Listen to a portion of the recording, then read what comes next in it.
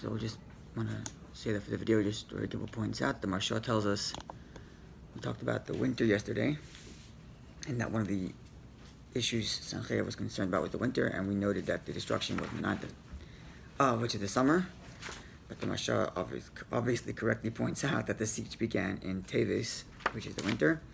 And secondly, with respect to the arrival of time, it's, as Rashi says, it's talking about the 70 years, which of course is at the end, or the rebuilding of the temple, not talking about the destruction.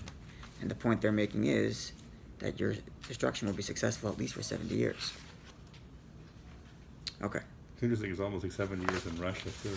70 years of Russia, like in the communism. Communism was for 70 years. But 70 years as well. What they were able to accomplish in 70 years. Well, not at least a chance to rebuild. The cost is very, very high. Of course, so we didn't ask. Talking about millions. Millions, so definitely. Not just in death, millions in deaths and then millions in spiritual loss. Losses, yeah. Okay. So the Gvavim Bay is 96b at the end of the page, and then we go to the Gzanim with Aleph. We're about to begin a section of the Gemara which is probably more commonly quoted with respect to Mashiach's coming. This Gemara, the same theme of the Gemara that we're about to begin, over the next page or so or more, is also discussed in some other detail in the end of Tractate Soita. And that is a description of the social state of the Jewish people, the spiritual state of the Jewish people, and the socio-culture of the generation that will enter the Messianic age. So in describing what the world looks like at the time, obviously it's a very exciting part of the Gemara in terms of its prophecy, and so it's often quoted. So there are a number of occasions throughout this description where the Rebbe has commentary, and of course I'm going to share them, the ones that I know of at least. And before we begin, I also want to just pick up on one specific thing that it talks about, and I'll when we get to that part of the Gemara, I'll tell you. But when the Rebbe gives his commentary on that specific statement to the Gemara, the Rebbe introduces that statement, that interpretation, by saying that the Alter Rebbe said, that the Alter Rebbe, meaning the first Chabad Rebbe, said that everything in Torah is a blessing, even that which appears as a curse, even the Techacha. Techacha are very harsh curses. That the Torah describes that will happen to those who don't follow the ways of Hashem. And Alter Rebbe writes that even that is really a blessing, and it's such a high level of divine blessing that it cannot be comprehended, and therefore in its physical manifestation it is seen as a curse. There's a famous story of the Alter Rebbe's son. The Alter Rebbe used to read the Torah in his shul. He used to read the Torah, and there's all kinds of descriptions of the precise reading of the Alter Rebbe's Torah reading, the pronunciations. His Torah reading wasn't like the classic Ashkenazic Torah reading, but incorporated from some of the other cultures who have more precise pronunciations of the different letters, Timanim and the Sephardim and others. And so one year, the Alter Rebbe was out of town during the Teichacha, during the reading of the curses.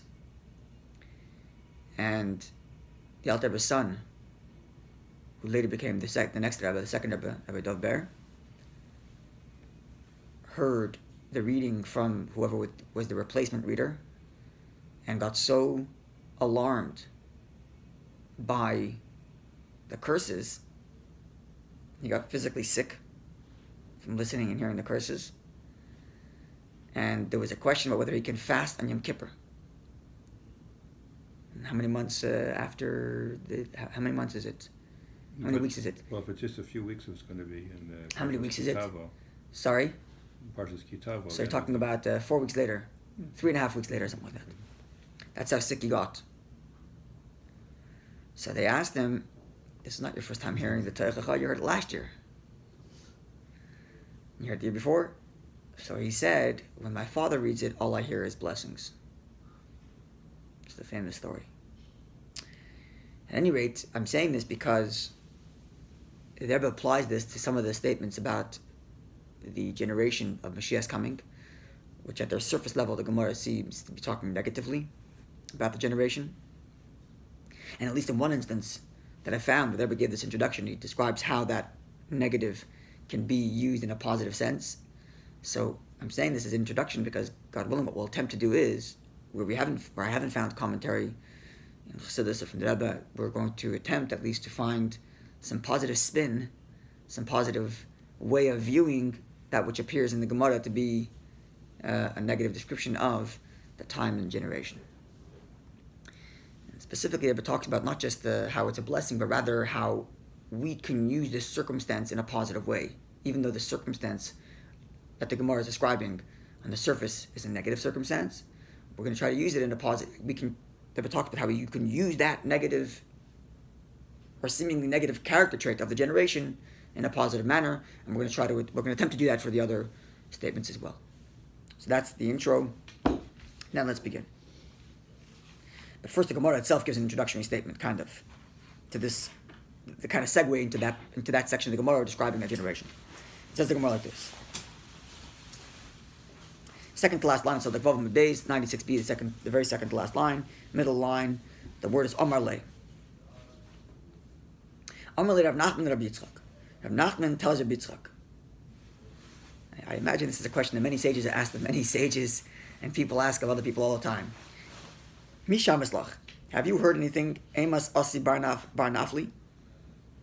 When the son of the fallen, or son of the giants, depending how you translate it, it could be both, or the fallen giants, is going to arrive, referring to Mashiach's coming, calling him as the son of the fallen. So do you know when he's coming? You ever heard that question before? Hey, do you know when Mashiach's coming? Have you heard anything? Amar Le, Sir Rav Yitzchak first responded to Rav Nachman, the Jewish way, answering a question with a question. Amar Le, Man Bar Nafli. Who is this son of the fallen one you're talking about? Amar Le, Sir Rav Nachman said, what do you mean? I'm talking about Mashiach. So I'm asking you when Mashiach's coming, but I'm referring to him as the son of the fallen one. So Rav Yitzchak responds, Mashiach Bar Nafli Kardisale? You're calling Mashiach the son of the fallen one? What kind of description is this of Mashiach? Amar Le, Sir Rav Yitzchak said, yes, I'm calling him the son of the fallen one. Why? T'ksiv, as the verse reads, on that day, Akim, I will restore. Now you can go to the second packet, Tzadik Zayin Amud Aleph, 97a. Vayomahu Akim, on that day I will restore as Sukkahs David and Efeles, the fallen sukkah tent, the fallen canopy of David, that is to say, the kingdom of the Davidic line that has fallen with the destruction, essentially the destruction of the first temple. Never really came back to sovereignty since then, since the destruction of the first temple. And Mashiach is going to be the one who's going to restore the Davidic line. So, and the verse refers to the Davidic line as the fallen canopy, the Sukkot David and Nephelos, the fallen canopy. So I'm calling him the son of the fallen one. So I'm asking you, when's he arriving? So Amar Le, so Rav Yitzchak responds to Rav Nachman, Hachi Amar Rabbi Yochanan. This is what Rabbi Yochanan said. In terms of when Mashiach is going to come.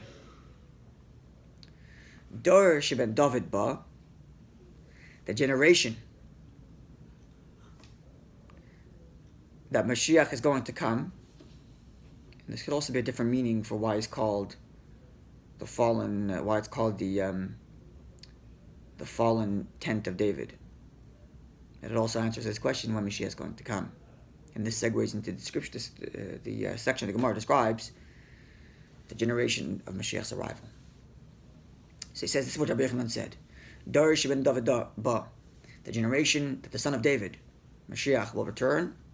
Talmidei chachamim mismatim, the scholar will be scant, will be few. Vashar, and the rest of the people, einayim kolos, their eyes are going to be weary, tired out. B'yagan va'anacha, in distress and sorrow. Anacha means literally like a sigh. They're tired out from sighing. The tzoros rabbis, an abundant of tzoros, of pain and affliction. V'gzeres kashes and harsh decrees, mischaches, will show up, will pop up on the scene. Ad sharek sheina pekuda, as soon as the first decree is gone, shniyim amaheres lava, the next one is quick to come. That's what generation looks like. Tired out, weary Jews. Yeah. Here's the question that Gon Vanach we have Mishmon Esrei. Sorry, Yog Manocha, yeah. That's what's supposed to remove with the judges. I mean, before then we have this. Yeah, so this is a pretty harsh description. That's the reason, since the Torah is minimized in it. Yeah. So look, the reality is that the idea of decree upon decree and the Jews being in sorrow is not unique to one generation or not another. But there's a description before that, which is the scholars become scant, become less, and then the rest are in sorrow. Are the scholars not in sorrow? I'm just pointing out questions. I don't necessarily have the answer. But the scholars are not in sorrow, so the distinction. The scholars are okay, the few of them that are left, and then everybody else is in sorrow. And what, the Talmud Chacham are not in sorrow with their people? Doesn't sound, at least not in that sense, doesn't sound perfectly right. I don't know, but I'm just putting that out there. I don't have the answers to all the questions, but it might suggest, at least at the beginning thought, that, well first of all, there's the, we've talked about this idea before, how as the generations get, as generations go on, as time goes on, and the physical world and the spiritual world are not in tune with each other, you don't have a strong spiritual force, neither in the positive nor in the negative, right? We have no prophecy, and we also don't have an intense drive to serve idols, right? In the time, in the biblical era, the first temple, where you had prophecy, you also had extreme drive for idol worship. But these things go in tandem. These things go hand in hand. And I think I paraphrased before. I think I've quoted this before from the Mittler Rebbe, the second Chabad Rebbe, the one who I mentioned before, got sick from hearing the curses. Once said that nowadays, talking about in his time, 250 years ago, the tzaddikim, the righteous, aren't that intensely righteous, and the Rishayim, the wicked, aren't that intensely wicked. You know, everybody's kind of in the middle, a little higher this way, a little lower that way. Right? And in a sense, specifically from there, as we talked about before, is when Mashiach arrives. Right? The entire idea of Mashiach, as we described it, according to Chassidus, is the idea of revealing godliness in the world, in the lowliest of places. So the lowest world, our physical world, and then within our world, the lowest rung our world can go to. So in a place where spirituality is not obvious, that's where the revelation of Mashiach has to come, specifically. And what comes along with that, what comes along with a place where spirituality isn't obvious, is that the service of Hashem comes from a certain sense of self-surrender that's deeper than in a time when spirituality is obvious and intense. So when spirituality is obvious and intense, both in positive and negative, so you have the pull, you have the strong, intense pull to do idol worship, let's say, and there's prophecy at the same time. So a person who chooses to engage with godliness, on the surface at least, could be doing so because it's enticing. There's enticement to the negative spiritual forces, but at least there's also enticement to this positive spiritual forces. Also, you have a temple as well. And you have a temple. I mean, obviously, all the miracles. Yes, so not just the prophecy. I mean, something tangible. Yeah, I don't necessarily mean just prophecy. I mean all that comes along with it, the miracles in the temple and all the rest of it. And the intense divine spirituality is intoxicating. Yeah, it's also visible. You can see right. You can see. Yeah. You can see and be seen. Yeah. That's the famous description of the pilgrimage to the temple 3 times a year.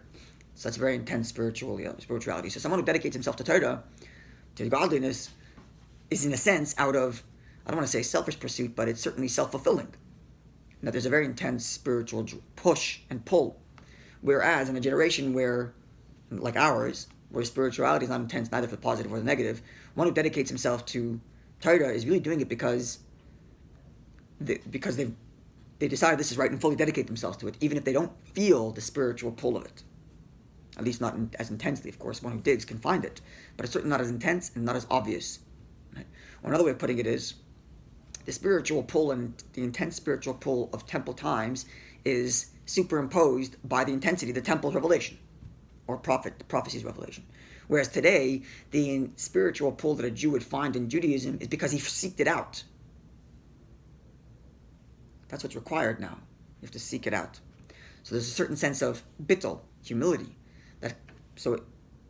There's a certain quality in the humility and bittul and self-surrender to Hashem that exists in a world where spirituality is not obvious, over and beyond the way it exists in a world where spirituality is intense. And that's really where Mashiach comes. That's the idea of Mashiach coming from the lowest place. You find the deepest connection to Hashem. And if that's the case, perhaps we might say as follows. And I don't have the answer to all the questions here, but maybe something like this. I'm putting a kernel out there and we can develop it. When the Gemara says that the scholars are scant, are few, it's not a description of how many scholars, but the type of scholars. The scholars are mismatim. The scholars have made themselves small. That's reflexive, actually. Yes. In other words, not that there's less scholars. There may be the same amount, but the scholars are mismatim. They have made themselves small. There's more bittul. There's more self-surrender in the scholars that exist today. Mismatim, not a description of how many, but a description of their personalities, in that they have made themselves small. They have the humility because they don't have that spiritual intensity, and therefore they're, quote, lower. But at the same time, they're making themselves littler. They're making themselves self-surrender is more intense, in a sense.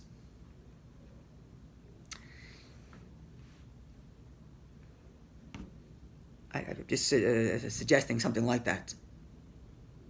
It still doesn't explain what the rest of it means. The rest of the people who are walking around full of sorrow. Anyway, I'm just putting that out there.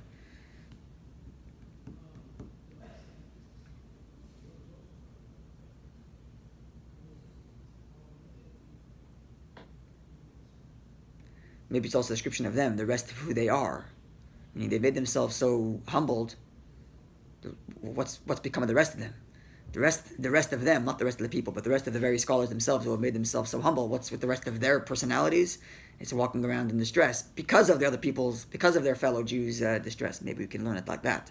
Not that Vahashar means other people, but Vahashar means the rest of them, the rest of their own selves. They're humbled themselves, but they still have minds and they still have hearts, notwithstanding the fact that they surrendered themselves to Hashem. So what's with the rest of them? What has become of the rest of them? The rest of themselves, the rest of their personalities, the rest of their feelings, the rest of their minds. That's carrying the burden and sorrow of their fellow Jew and of their own lives. Maybe. Anyway, floor is open. Okay. So from there the Gemara, sorry? Maybe it could be a more literal interpretation. Scant, there's fewer deep scholars today as there were. That's certainly the simple meaning of the Gemara. And because of that, the balance of good and evil is not balanced. Not even. And therefore Hashem is not happy and creates more harsh decrees for us. That's the simple reading. That's certainly the literal reading. That's the mainstream. Yeah. That's the literal meaning which you began with. I'm just trying to find a positive spin. Yeah, mathing is both in quantity and quality as well. So, right, I'm just looking for a positive spin that won't negate this literal interpretation, but we'll find a positive spin within this literal interpretation. Meaning, notwithstanding the fact that it's true that scholars are not as intensely scholar as they were, they have the plus side of being mismatim, of having the bittul, of having the surrender. That's what I'm saying. I'm trying not to negate the simple interpretation, but while at the same time give a positive angle to it, or at least how we can use the negative situation in a positive way.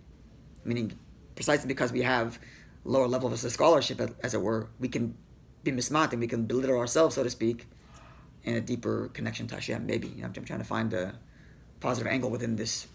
Right. Anyway, okay. So now comes the next Gemara, which we'll read. It gets pretty detailed and very specific in a way. Okay, so let's see. Tana Rabbanan, our sages taught. So the previous statement was Rabbi Yochanan, or Rabbi Yitzchak speaking in the name of Rabbi Yochanan, was the first generation of Amoraim of the Gemara age sages. Now the Gemara is quoting Mishnaic age text, which reads as follows: Shavua shemen David ba. The 7-year period that will lead to Mashiach's coming. Shavua literally means a week, but a week just means a set of 7. It could be 7 days or 7 years, meaning the Shemitah cycle. So the Gemara gives a specific description of what's going to happen in each of these 7 years. So Shana Shana, year 1 of these 7 years, Meskayim Mikrazeh, the following verse will be, will come to fruition. Year 1 of the 7-year cycle leading to Mashiach's coming. Number 1, Vimtarti al ir achas, I will bring rain upon one city. Val ir achas lo yamtir, I will not bring rain on another city. So one city will have abundance of parnas, of livelihood through rain. Second city, not. Okay, that's year 1. Shniya, year 2 is Chitzi Rav Mishtalchim. Arrows of hunger are sent, meaning to say, very specific places have hunger and other places don't. Before it was half-half, and now it's just a specific selection of places. Okay. And there's no sova. Right, but there's no, the first year there's abundance in some places and not abundance in other places. Yeah. The second year there's arrows of hunger and there's no abundance anywhere. Aren't those almost the same? Yeah. No, the first year means that some people are well Half, off. but the and second some are one... not. But the second year, no one's well off. But it's not as bad as the third year. No, because exactly. year 2, Exactly. it's just arrows, which means it's not everywhere hunger. It's in certain places hunger, but there's no abundance anywhere else. Something like that. Okay. Then there's Shlishis, the third year, Rav Gadol. Great hunger. Mesim Anashim Nashim Ataf. Men, women, and children will die of hunger. Yep. And Chassidim Anshe Maisa, pious ones and men of action will also die. And the Torah will be scarcely or almost lost from its students because no one can eat. Okay? You mean Kamalech? Year 3. Yeah, there's no food, there's no Torah. Some people are hungry, no one can learn. That's year 3. It's very specific. But Revius, the 4th year, Soiva. Ve'ena Soiva. There's abundance and not abundance. Simultaneously, maybe it goes back to some places yes, some places no. Although it's a little bit different in the way the Gemara describes it, but that's what the Gemara says. Hunger and no hunger. Or satiation and no satiation, I should say. Being satisfied and places not being satisfied. That's year 4. Chamishis. Year 5. Soiva Gadol. Now there's full abundance for everybody. We're increasing abundance. Va'ochlim v'shoisin. People are eating and drinking. V'smechim, and they're joyous. V'torah chazeres l'lemda, and Torah returns to those who to those who study it because there's food, so they can go back and learn. B'shishis, year 3, kolos. There are voices, sounds.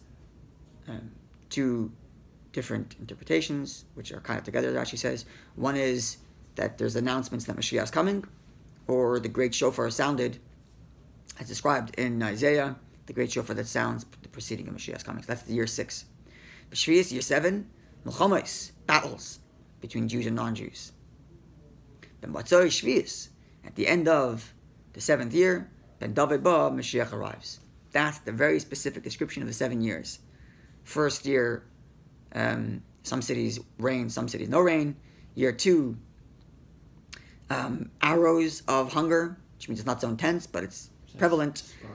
Sporadic. Year 3, complete full hunger. People are dying. No Torah study. 4th year, partial satiation, partial not. Year 5, abundance. Everybody's back to learning again because there's tons of food. Year 6, announcements for Mashiach's arrival / shofar blowing.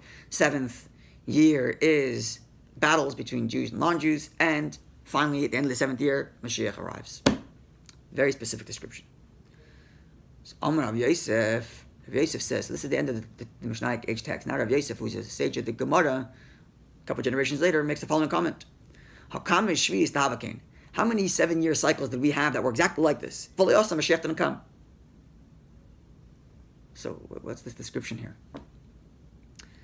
Amar Abaye says, B'shishis kolos, have we had a 7-year cycle where year 6 there were announcements of Mashiach's coming or the shofar blowing? We had the ups and downs. Hunger, no hunger, Torah learning, no Torah learning. But an announcement that Mashiach is coming at the end of such a cycle, we haven't had that. V'shmiyas mechavos mihava. Did we also have an exact, in the 7th year, we had battles between Jews and non-Jews? That was the 7th year? 7th year. 6th year's announcements, Mashiach's coming. 7th year, battles. And then at the end of the 7th year, Mashiach arrives. And the 7th, that's like Yeah. almost 8. Yeah, the Gemara describes it as Motzoi Shvi, which means like right after the 7th, not, so it gets the beginning of the 8th. What's our Shabbos? Same idea. Like Motzoi Shabbos, yeah. Yeah. Same principle. So Mihava, do we have such a cycle? Like, do we have that? Did we have announcements from Mashiach's coming? Did we have battles like this? V'oid, and secondly says Abaye to Rav Yosef, Kesider Mihava. Do we have it exactly in this order? We may have had cycles like this, but do we have it exactly in this order? Where year 1, year 2, year 3? And because that's not the case, so we can't discount this prophecy. This is what Abaye tells Rav Yosef. Mm-hmm. So this is the end of the literal reading of the Gemara, and I open the floor for you to think about what this might mean, and how, and just remembering that there's something significant about 7 and the number 8 connected to Mashiach, right? Mashiach, as we described a number of times, is the transcendent. Number 8 is that which transcends. The 8th day is the Milah. Mashiach has a harp of 8 strings. So there's a connection to number 8 and Mashiach's arrival. 7 is the completion of our world, which, as we just read, includes ups and downs, battles, announcements. So think about what this all means. And of course, you have the seven spheres, the 7 attributes of Zah, as known in Kabbalah, the 7th of which is Malchus. Malchus, kingship, connected to Ben David, the sign of David, who's restoring the kingship. So these are all little things you can think about to try to understand what this Gemara might mean. Okay, we stop here, and God willing, tomorrow, today is Thursday, yes, tomorrow we will have more commentary, and very interesting commentary on the social state of Mashiach, of the generation of Mashiach's arrival. Spiritual and social state. Wonderful day, everybody. Thanks.